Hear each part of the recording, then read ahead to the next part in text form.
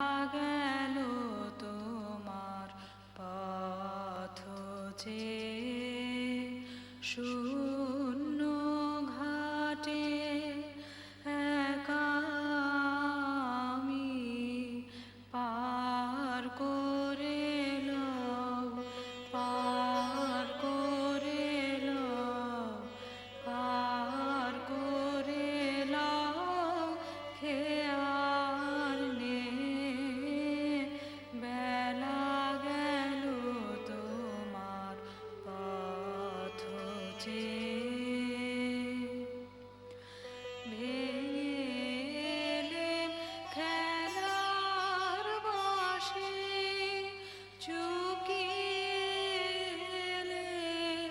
কান্না হাসি সন্ধ্যা বায়ে শ্রান্ত কায়ে ঘুমে নয়ন আসেছে বেলা গেল তোমার পথ চেয়ে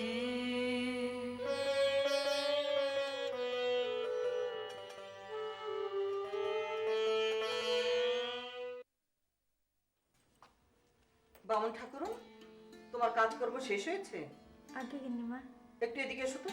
গিন্নিমা, বলো। আমি ভাবছিলাম কাজকর্ম তো সব শেষ, একবার ঘাটে গিয়ে স্নান করে আসতাম। এ তোমার কেমন কথা? কর্তা বাবুর শরীর ভালো নেই, কখন কি লাগে না লাগে কিছু বলা যায়? তুমি গেলে কি চলে বলো? আমার একজন খুব আপনজন আছেন কাশিতে, খবর পেয়েছি, একবার গিয়ে তাকে দেখে আসতাম। এ সকল অনার সৃষ্টি। দেখো মেয়ে, আমার কিন্তু বয়স হয়েছে, আমি সব বুঝি। এই খবর তোমাকে কে দিল? তুলসী দিয়েছে বুঝি? দাঁড়াও, তুলসীকে আমি আজই বাড়ি ছাড়া করছি। শোনো মেয়ে, তুমি যতদিন আমার কাছে থাকবে ততদিন স্নান করতে যাওয়া একলা, আর শহরে আত্মীয় সন্ধানে যাওয়া এ কিন্তু একদম চলবে না, এ আমি তোমাকে বলে রাখলাম। বুধিয়া, বুধিয়া। আগে মা, তুই তুলসীকে আজই এই দণ্ডে বাড়ি থেকে বিদায় কর, আমি যেন ওর মুখ আর কোনো দিন না দেখি। আগে যা বলছি তাই কর, যা। অত চেঁচামেচি করছো কেন? ওই তুলসীকে দোষারোপ করছো কেন? সব দোষ তো তোমার। আচ্ছা, তুমি আবার উঠে এলে কেন? কোত্থেকে অজানা এক মেয়েকে তুলে নিয়ে এসেছো। আচ্ছা চলো, তুমি চলো।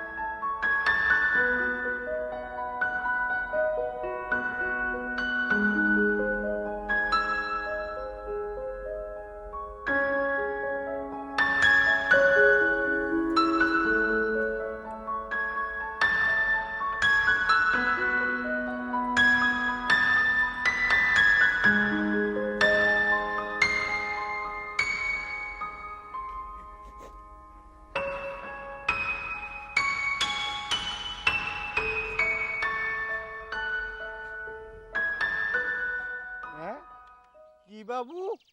রমেশচন্দ্র চৌধুরী, একজন বাঙালি উকিল, এখানে এসেছেন। তিনি কোথায় থাকেন জানেন? কি বললেন? রমেশচন্দ্র চৌধুরী বলে একজন বাঙালি উকিল এখানে কোথায় থাকেন বলতে পারেন কি? ও, এখানে ত্রৈলোক্যনাথ চক্রবর্তী বলে এক বৃদ্ধ ভদ্রলোকের বাড়িতে তিনি থাকতেন। যতদূর জানি তার স্ত্রী নিখোঁজ হয়েছেন। সম্ভবত জলে ডুবে মরেছেন।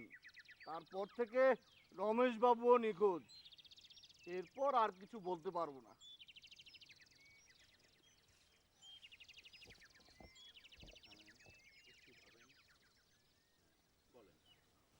তাহলে তো ওই বৃদ্ধ ভদ্রলোক ত্রৈলোক্য চক্রবর্তী মহাশয়ের সঙ্গে দেখা করেই যেতে হয়।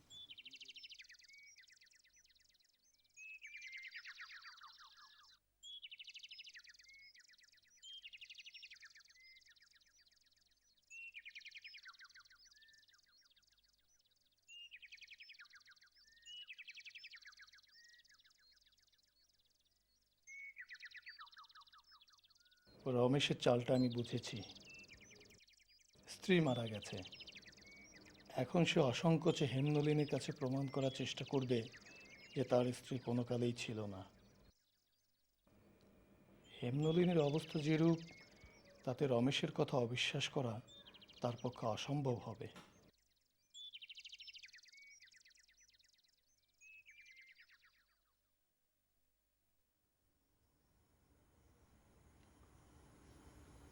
অক্ষয়বাবু,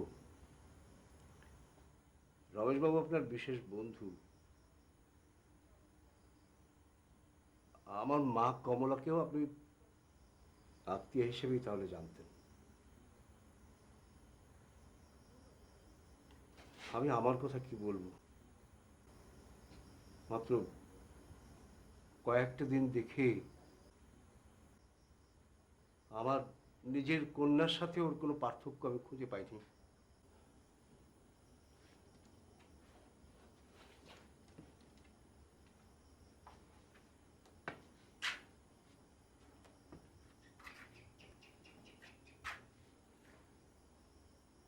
দুদিনের জন্য মায়া বাড়িয়ে মা লক্ষ্মী যে আমাকে বজ্রাঘাতের মতো ত্যাগ করে যাবেন, এখানে জানতাম।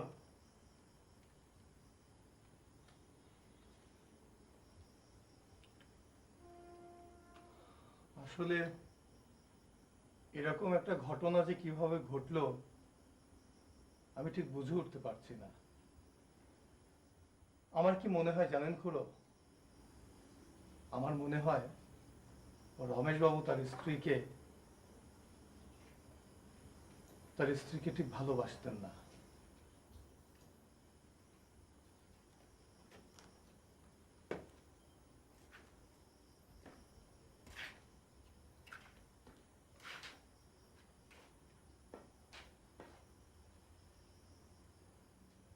অক্ষয়বাবু, আপনি আপনি রাগ করবেন না।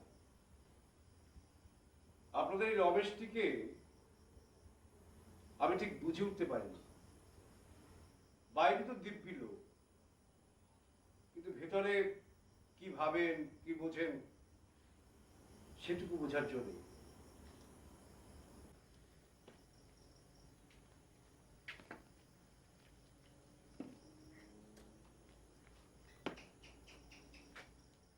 তা নইলে কমলার মতো এরকম স্ত্রীকে কেউ এরকম অনাদর করতে পারে, এটা আমি ভাবতেও পারি না। মা লক্ষ্মী আমার লক্ষ্মী ছিলেন। আমার মেয়ের সাথে তার আপন বোনের মতো ভাব হয়েছিল, কিন্তু কোনোদিন একটি বারের জন্য সে তার স্বামীর বিরুদ্ধে কোনো কথা বলেনি। আমার মেয়ে বুঝেছিল তার মনের মধ্যে অনেক কষ্ট ছিল, অনেক দুঃখ ছিল, কিন্তু শেষ দিন পর্যন্ত তার মুখ থেকে একটি কথা বেরোয়নি। এ কথা ভাবতে আমার বুক ফেটে যায়। আমারও কপাল, আমি তখন এলাহাবাদে। আমি যদি থাকতাম, আমার মা লক্ষ্মী কিরকম করে যেতে পারতেন।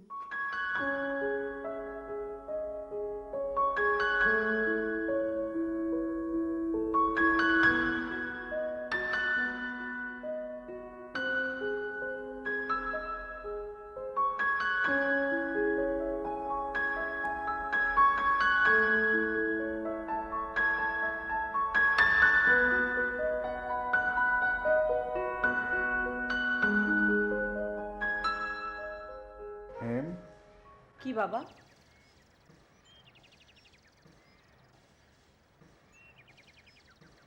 আজ তুমি নলিনদের ওখানে একাই যাও। কেন বাবা? শরীরটা আমার তেমন ভালো ঠেকছে না। তাছাড়া বেদান্তের একটু অধ্যায় এমন মন বসে গেছে যে ওটা ছেড়ে উঠতে ইচ্ছে করছে না। কিন্তু তুমি যে বলেছিলে ওখানে যাবে নলিনবাবুর মাকে। আমার হয়ে তুমি ওদের কাছ থেকে ক্ষমা চেয়ে নিও। বেশ, তাই হবে। ও ভালো কথা, যাবার আগে মাসিক পত্রের বাধাইটা নিয়ে যেও, উনি চেয়েছিলেন। আশ্চর্য, তাই না বাবা? কি মা?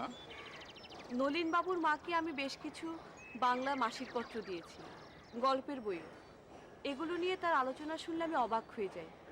ইংরেজি না শিখে এমন বুদ্ধি বিচারে যে আলোচনা করা যায় আমার তা ধারণাই ছিল না। তার কথাবার্তা, আচরণ, সংস্কার এই সব কিছু নিয়েই তাকে আমার বড়ই আশ্চর্য স্ত্রীলোক বলে মনে হয়। বেশ তো মা, এতদিন ধরে তুই বাবার সাথে তুই এসব নিয়ে আলোচনা করতি, এখন আরেকজন পেয়ে গেলি। যা, তোর দেরি হয়ে যাবে।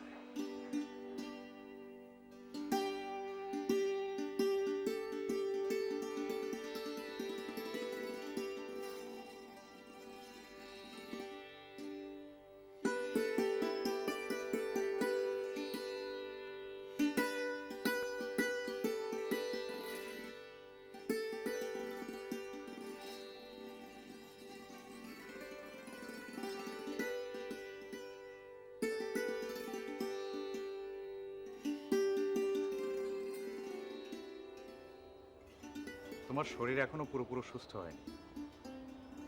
তোমার অনেক বিশ্রামের দরকার মা। বাইরে যখন তখন বসে থেকো না। দিনের একটা সময় বাইরে বসলে কি আর এমন ক্ষতি হবে? আমাকে নিয়ে তোরা এত ভাবিস নি তো। যে অসুখে পড়েছিলাম আমি চলে গেলেই হতো। কেবল তোদের কষ্ট দেবার জন্যে বিশ্বাস স্যার আমাকে বাঁচালেন। কি যে বলো মা, তুমি চলে গেলে আমার আর কে থাকে বলো? কেন, আমাকে ছাড়া কি তুই একটি দিনও থাকিস নি? মাঝখানে কতটা দিন তো তোর কোনো খোঁজই ছিল না। রংপুরে যখন ডাক্তারি করতি মার কথা মনে ছিল? ছিল মা, সব সময় মনে ছিল। চলো তো এবার ভেতরে চলো, কিছু খাবে? পরে হেমনলিনী আসুক তারপর। এ কদিন মেয়েটা কত যত্ন করেছে আমাকে। শুধু আমার কেন, ঘর দোর সব কেমন যত্নে রেখেছে দেখেছিস? হ্যাঁ মা, তাই তো দেখছি। আচ্ছা, মেয়েটা সবসময় এরকম চুপচাপ থাকে কেন? তুই কি শাস্ত্রের কথা বলে বলে এই বয়সে ওকে যোগিনী বানিয়ে তুলবি নাকি? তা কেন হবে? আমি কি কাউকে বলেছি যোগী হয়ে থাকতে?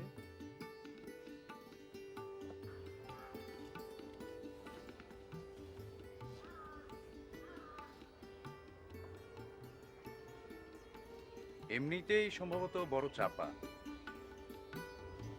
ঠিক আছে, আজ আসুক, আমি জেনে নেব। বেশ তো, এবার ঘরে চলো, তোমার বিশ্রামের দরকার। তার আগে তুমি কিছু খাবে। আমার রান্না বুঝি তোমার ভালো লাগে না? ভালো না লাগলে এ কদিন মুখ বাজে খাচ্ছে কিভাবে? চল দেখি আজ কি রেঁধেছিস। এসো।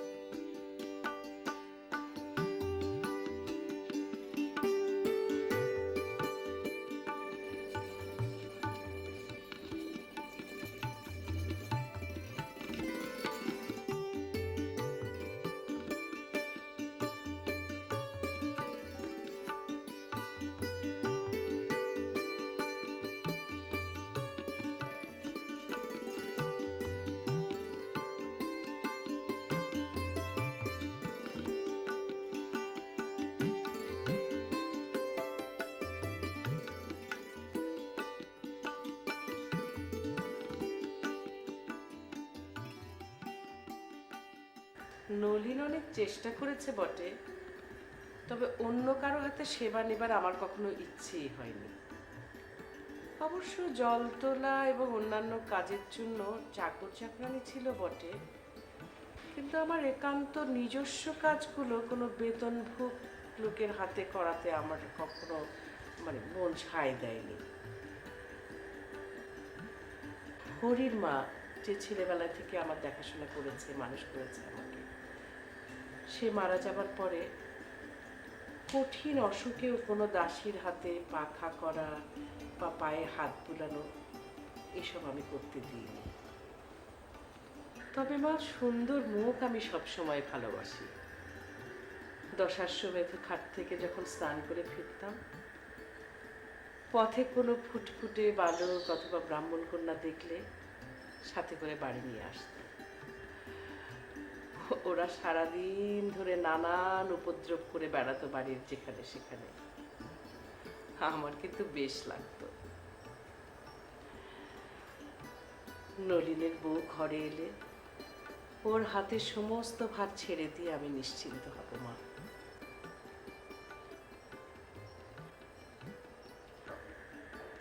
মা, আমি উঠলাম, আমাকে রুগী দেখতে বেরোতে হবে। বেশ তো, একটু তাড়াতাড়ি ফিরিস। তাই হবে মা, চলি। এসো।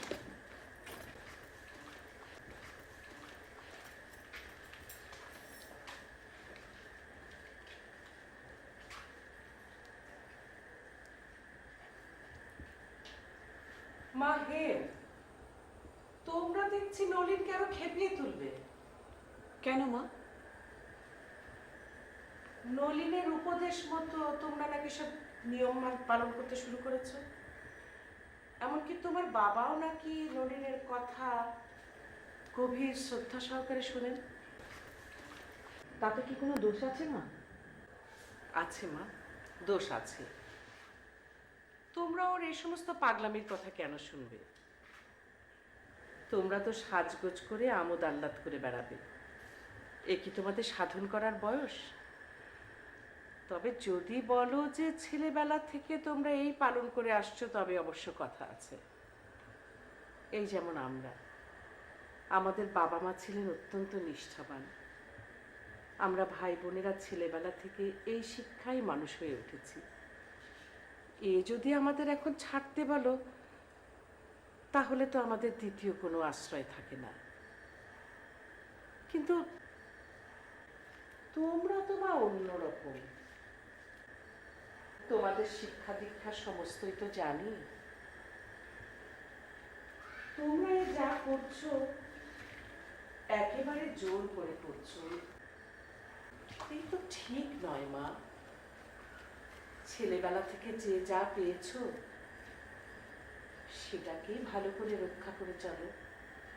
আমি তো এই বলি। ও সমস্ত ছাড়ো তো। তোমাদের আবার নিরামিষ খাওয়া কি আর যোগ তপে বা কি? আর নলিনী বা কবে এত বড় গুরু হয়ে উঠলো? দুদিন আগেও তো যা খুশি তাই করে বেড়াতো। এমনকি শাস্ত্রের কথা শুনলে একেবারে মার মূর্তি ধরতো। আমাকে খুশি করবার জন্যই ও এসব করছে। আরে এখন তো দেখছি কোন দিন একেবারে পুরো সন্ন্যাসী হয়ে বেরোবে। আমি ওকে বলি, ছেলেবেলা থেকে যে বিশ্বাস ছিল তাই নিয়েই থাকো, এতে তো মন্দ কিছু নেই। আমি এতে সন্তুষ্টও হব না, অসন্তুষ্টও হব না। সে কথা শুনে নলিন শুধু হাসে।